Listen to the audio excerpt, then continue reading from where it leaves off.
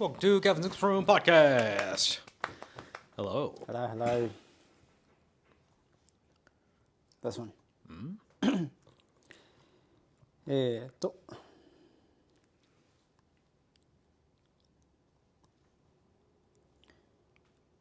ケンジーさん。All right. いつも楽しい動画をありがとうございます。Thank you. 英語の発音・発声方法に関する質問です。現在アメリカに住んでいて、少しずつ英語での会話に慣れてきて、自分が話した英語もネイティブに理解してもらえるようになってきたのですが、一人で英語の練習をした時にできていると思っている喉の奥を使った発声が会話になるとうまくできないことがあります。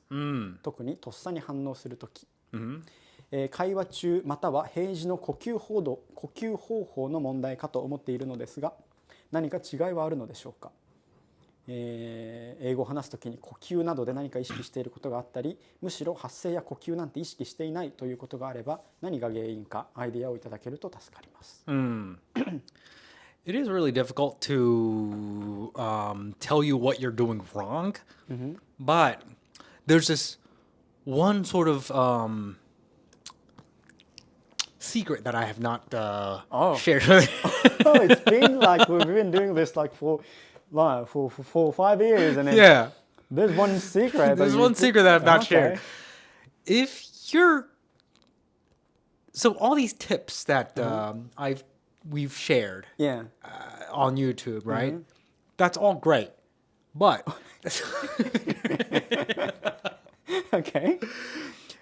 if you get to like a certain level of English fluency, Okay. you don't work as hard. Your throat doesn't move as much. Okay. You start to pick up on the essential sound of the language, and I you see. don't have to. I always say make one, Yeah. and then pull it back. Yeah. ベロでお椀を作って Right. 手前に引く. Yeah. That's a great first step into understanding what the R or the Yeah. the UR sound. That's definitely, undoubtedly a great first step. However, you start to, when you get used to the English language and the pronunciation and the American pronunciation, you can sort of pick up the characteristic of that R and the sound. And then you can start to do it without actually pulling your tongue backwards so much. You don't have to work hard as much anymore. I get it. But that's like 5 steps after you've learned that R sound. So that's why I don't talk about it so much, because we're on a lower level. Yeah. But if you get used to English more, you don't have to. You're gonna get to a point where you don't have to do that anymore. I get it. I don't think I've ever talked about this publicly, but yeah. It's true. But yeah, I get it. Yeah. Like for example, like TH sound, like we learn at school, like you Right. You bite your tongue. yeah. And then Yeah. And that's correct, I guess. If you do, you can do that, obviously, Yeah. and that's how you hearing. That's what you're hearing, and but actually, you don't do this that much. Right. The foam is more like compact and That's like, right. like you know. Right. Yeah. It's much more lower energy. Yeah. I get it. I get Right. it. Right. True. So in this case, from this message, he or she can do this in a practice room by himself, but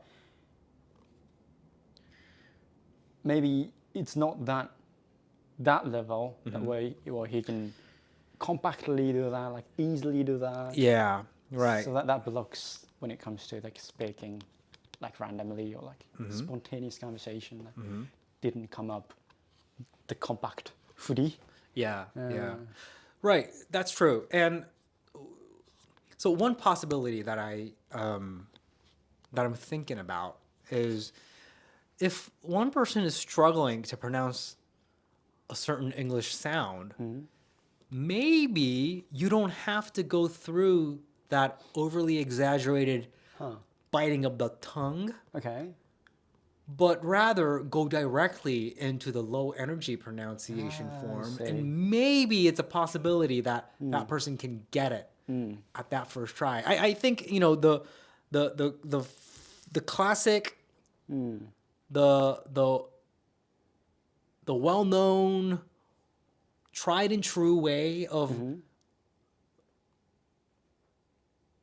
capturing the pronunciation is definitely through, doing the biting of the tongue and then doing what you're taught. But maybe some people might be better off maybe being taught of how to do the low energy mode. True. Maybe that could be a possibility is what I'm like secretly thinking in my mind. I see. Yeah. True. Oh, I feel like that makes more sense if you want to naturally want to learn or catch English phrases, especially. Yeah. If you say I don't know, double cheeseburger, you're not saying double and cheese. Yeah. Burger. You're not pronouncing like that, but Yeah. what you're hearing is the output Yeah. from the native. So if you can directly catch that, that's more kind of accurate in that way. Yeah, right. In a way, what we're doing with Kakachan, with the hack English we're doing, the katakana hatsuon. Yeah.